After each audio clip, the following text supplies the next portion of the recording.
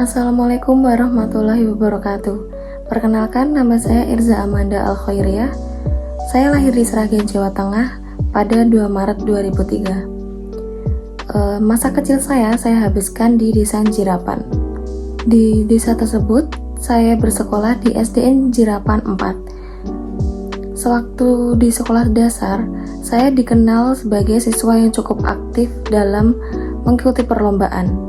Saya sering mengikuti perlombaan mewakili sekolahan maupun mewakili kecamatan. Kemudian setelah saya menyelesaikan sekolah dasar, saya melanjutkan SMP di SMPN Negeri 1 Sidoarjo, di mana pada SMP tersebut saya tidak hanya fokus pada akademik saja. Saya juga mengikuti ekstrakurikuler paduan suara. Mengikuti kegiatan tersebut salah satu pengalaman yang berharga bagi hidup saya. Dari kegiatan tersebut mengajarkan saya tentang kerja sama tim, kedisiplinan, dan kepercayaan diri. Selain itu juga dapat mengasah kemampuan vokal saya. Kemudian setelah tamat SMP, saya melanjutkan di SMK Negeri 1 Sragen, di mana pada SMK tersebut saya memilih jurusan yaitu administrasi perkantoran. Dari jurusan tersebut saya mempelajari banyak hal tentang keterampilan yang sangat berguna bagi dunia kerja nanti, seperti manajemen administrasi, penggunaan perangkat lunak, dan komunikasi bisnis. Kemudian saya akan menjelaskan sedikit tentang perjalanan karir saya.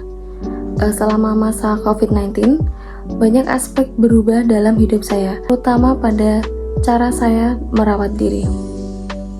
Salah satu pengalaman yang berharga dalam hidup saya yaitu saya memutuskan untuk berjualan masker kecantikan. Awalnya ide ini muncul karena saya sering melihat di aplikasi TikTok maupun Instagram banyak wanita yang sudah aware kepada penampilannya dan sudah mengerti cara merawat diri. Kemudian saya berinisiatif untuk menjadi reseller masker kecantikan. Pada masa itu pesanan juga sudah cukup ramai. Namun setelah COVID-19 selesai, saya memutuskan untuk tidak lagi menjadi reseller masker kecantikan. Setelah COVID-19 selesai, saya memutuskan untuk membantu kakak saya berjualan mukena. Mukena ini brand dari kakak saya sendiri. Kakak saya yang menjahit dan mendesain semua mukena jualannya.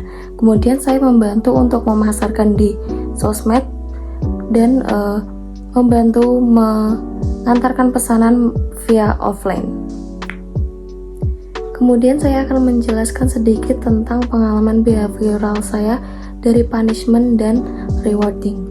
Pengalaman rewarding ini saya dapatkan dari orang tua saya ketika saya berhasil mendapatkan juara kelas maupun berhasil dalam melakukan suatu hal. Sebagai contohnya yaitu pada waktu saya berhasil mendapatkan juara kelas, saya mendapatkan barang keinginan saya, yaitu seperti tas, buku, atau hal yang lainnya. Ketika saya berhasil menjalankan suatu hal, saya juga diberikan reward dari orang tua saya, yaitu dengan kata-kata seperti "Kamu hebat nak, kamu bisa menyelesaikan ini dengan semangat." Kata-kata tersebut itu saya anggap sebagai reward bagi diri saya karena saya berhasil menjalankan suatu hal. Kemudian pada pengalaman punishment, secara spesifik itu tidak ada karena orang tua saya itu selalu beranggapan bahwa suatu yang diberikan hukuman itu akan berdampak buruk bagi sang anak. Jadi ketika saya atau saudara saya melakukan kesalahan, orang tua saya hanya menasehati dan memberikan contoh yang baik bagi kita semua. Kemudian saya akan menceritakan tentang pengalaman rasional emotif behavior terapi dengan teknik ABC.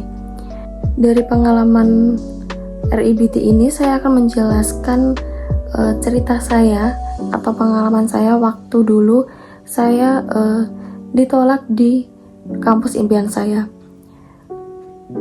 Ketika saya ditolak di kampus impian saya merasa sangat putus asa dan saya merasa bahwa belajar saya selama dalam kurang lebih 3 tahun itu sia-sia. Kemudian saya merasa sedih dan saya cukup murung karena saya melihat teman-teman saya berhasil mendapatkan kampus impiannya. Dari pengalaman saya tidak diterima di kampus impian saya tersebut, saya pernah berpikiran bahwa saya memang tidak pantas di kampus tersebut. Namun kemudian saya percaya bahwa dimanapun saya berkuliah, saya akan mendapatkan ilmu yang bermanfaat bagi masa depan saya. Dari keyakinan dan kepercayaan saya tersebut, saya mengambil hikmah dari kejadian saya tidak diterima itu. Saya bersyukur karena saya sampai saat ini selalu berada di dekat orang tua saya dan selalu di sisi mereka dan selalu dijaga oleh mereka. Kemudian yang terakhir yaitu quotes dalam hidup saya. Saya selalu mengingat quotes dari Sultan Syahrir, yaitu isinya, hidup yang tak diperjuangkan tidak akan dimenangkan. Maksud dari quote tersebut yaitu, jika kamu memperjuangkan hidupmu, maka kamu akan mendapatkan kesuksesan. Sebaliknya, jika kamu tidak memperjuangkan kehidupanmu, maka kamu tidak akan mendapatkan kesuksesan tersebut. Sekian autobiografi dari saya. Wassalamualaikum warahmatullahi wabarakatuh.